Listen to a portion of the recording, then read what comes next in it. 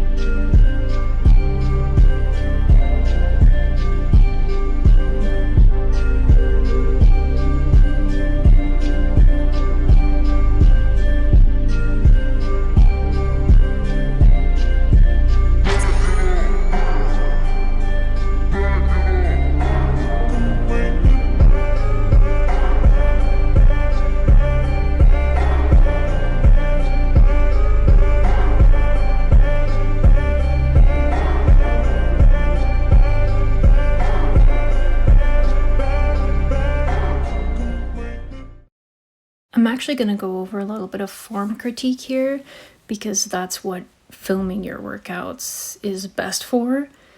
This was a okay-ish day for my push-ups, like I can do them, but you can see that my core is not as engaged as it could be and my core is collapsing as well. So I can fix that by putting like my feet against the wall to try to engage that core a bit better and be more stacked all along like my spine, my body. So with my lateral raises, it was kind of crazy watching it back because in the mirror, I thought I was doing them perfectly level, straight, both arms level, right? But they're not, as you can see. I've slowed down the clips just a touch and you can see that like my right shoulder is coming higher than the other one. It's a small difference, but in this video, it feels big to me, and I have to figure out like if my hips are uneven, my shoulders, I know they're correlated, so I'll be looking into that, but it's kind of funny to see those things when I literally didn't see them in the mirror as I was performing the exercise.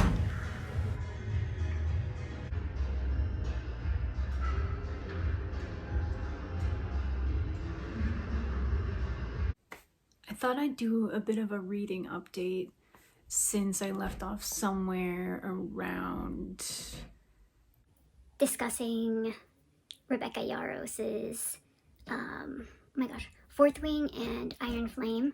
Finished those, finished the whole Akadar series. So the A Court of Thorns and Roses book by Sarah J. Maas. And over Christmas, I got the Assassin's Blade. So this one.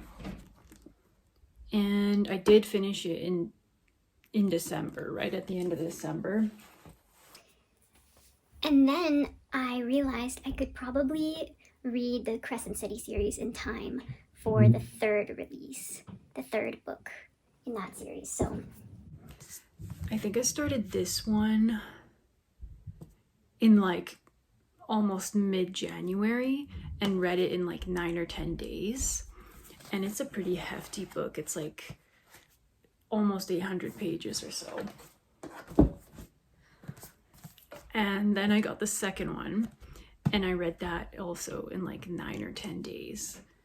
And I just got curious whether I could actually finish both of these in time for the release of the third one, A House of Flame and Shadow, which was released on January 31st. And I did do it in time. I finished this, the second book, on the night before.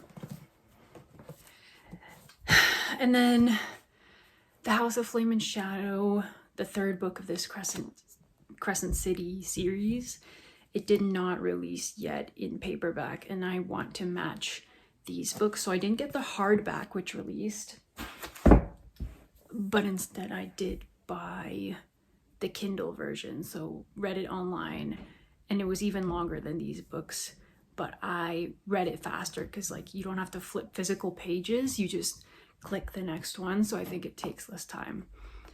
And then after Assassin's Blade, it's into the rest of the Throne of Glass series, and this is like the official first one, whereas Assassin's Blade is like a prequel. So I've just started on this and I'm gonna go slow. I'm gonna take my time with this one, and as I go on with Throne of Glass, maybe I'll update because it's a really popular series and I'm excited to read the rest of them. There's like 6 or 7 more books after Throne of Glass, so I'm excited to get through that. And I still haven't finished Fire and Blood by George R.R. Martin because it's so damn boring after the other stuff I've read, so I'm bad for that. And eventually it will get done.